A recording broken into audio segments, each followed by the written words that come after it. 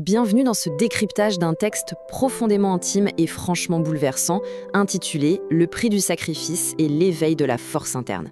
Aujourd'hui, on va décortiquer ensemble comment une épreuve qui semble, de prime abord, totalement destructive, peut en réalité devenir le socle d'une force intérieure absolument inébranlable. C'est une histoire qui parle d'une expérience humaine ultra universelle, le fait de donner sans compter pour finalement se heurter à l'inconcevable. Alors, on y va ? Plongeons ensemble dans cette exploration ?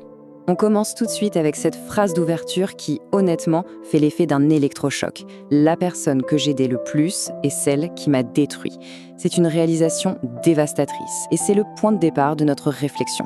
Ce voyage commence au cœur même du paradoxe le plus douloureux qu'on puisse imaginer. Une aide totalement inconditionnelle qui se retourne violemment contre celui ou celle qui la donne. C'est brutal, oui, mais ça montre à quel point la vie peut nous imposer une prise de conscience foudroyante. Toute l'innocence s'évapore en une fraction de seconde face à cet inattendu. Et cela nous amène naturellement à notre première grande étape, l'illusion de la loyauté. C'est cette phase initiale un peu naïve où l'on donne tout sans rien attendre. Alors concrètement, de quoi on parle quand on dit se dévouer ? C'est écouter les problèmes de l'autre pendant des heures, aider quelqu'un à se relever quand il tombe bas et surtout rester présent quand absolument tout le monde déserte le navire. Le texte source insiste sur un point fondamental. Toutes ces actions n'étaient pas calculées. Il y avait cette croyance hyper sincère que la vraie loyauté, la loyauté pure, existait encore. C'est vraiment l'essence du don de soi. Offrir son temps, son énergie et son cœur, juste parce qu'on croit fermement à la beauté de cette relation. Mais, comme dans toute grande transformation, il y a une rupture.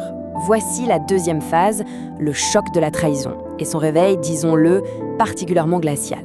Le contraste ici est psychologiquement vertigineux. Imaginez un peu. D'un côté, on a ces mains que l'on s'évertuait à aider, à soutenir. Et de l'autre, ces mêmes mains qui, dans l'ombre, travaillaient activement pour nous saboter. C'est littéralement la définition de la trahison. Les confidences, la vulnérabilité qu'on avait offerte sur un plateau d'argent, tout ça a été retourné et utilisé comme une arme. C'est une munition secrète contre soi-même. Et c'est là que réside le véritable cœur du problème. Ce n'est pas juste l'acte de trahison qui anéantit. C'est le constat effroyable de l'asymétrie totale de la relation. D'un côté, un investissement sincère, sans aucun filtre. De l'autre, quelqu'un qui jouait un rôle, qui portait un masque depuis le tout premier jour. C'est ça qui fait le plus mal en fait.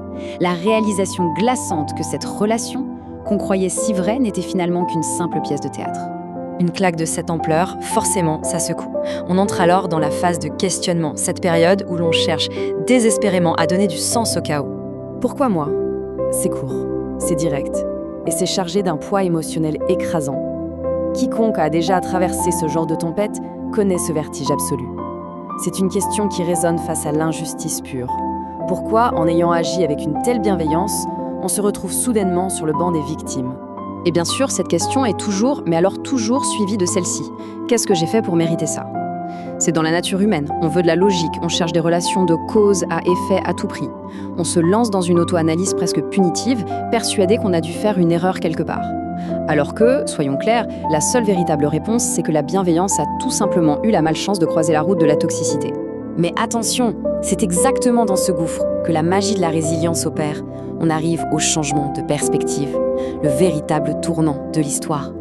Le processus de guérison, c'est comme un plan de bataille intime. Étape 1, le déclic. Accepter que certaines personnes n'entrent dans notre vie que pour nous réveiller, pas pour rester. Leur rôle est terminé. Étape 2, on recycle la douleur. Cette trahison devient un professeur intraitable qui nous enseigne la prudence, nous apprend à moins parler et à protéger notre énergie. Et enfin, l'étape 3, le coup d'arrêt. Fini les sacrifices à sens unique. On redéfinit ses limites pour sauver son propre équilibre. C'est littéralement une question de survie émotionnelle. Et ça nous mène à cette perle de sagesse. La meilleure revanche, c'est de réussir sans haine. En fait, abandonner complètement l'idée de vengeance, c'est la vraie libération. Chercher à riposter, ça voudrait dire donner encore du pouvoir et de l'énergie à cette expérience toxique. Le vrai triomphe, le triomphe ultime, c'est d'avancer et de bâtir un succès pur, éclatant et surtout totalement nettoyé de tout ce poison rancunier. Ce qui nous amène à la conclusion éclatante de ce cheminement. L'éveil de la force, la renaissance post-traumatique. Le résultat de tout ça, c'est l'émergence d'une toute nouvelle version de soi-même. Une version nettement plus calme parce que toute cette anxiété liée aux fausses relations a disparu, plus forte parce qu'on a fait nos preuves sur le champ de bataille de la résilience et surtout infiniment plus consciente des dynamiques humaines et de la valeur inestimable de notre propre temps. C'est du concret, ce sont les fruits tangibles d'une profonde désillusion. S'il ne fallait retenir qu'une seule règle de survie, ce serait celle-ci. Il est crucial de ne pas laisser une mauvaise personne détruire un bon cœur. Le grand danger après une telle trahison, c'est de devenir cynique, de s'endurcir à l'extrême et de perdre sa propre lumière. Mais non, il ne faut absolument pas laisser les actions d'une seule personne malveillante corrompre notre générosité innée. Garder son cœur ouvert, c'est conserver son intégrité. Parce qu'au bout du compte, le processus de croissance, il est inarrêtable. Continuer d'avancer et de s'épanouir, c'est de loin la réponse la plus puissante. Et inévitablement, le seul vrai regret appartiendra à ceux qui ont trahi, à ceux qui ont lourdement sous-estimé cette incroyable capacité de régénération.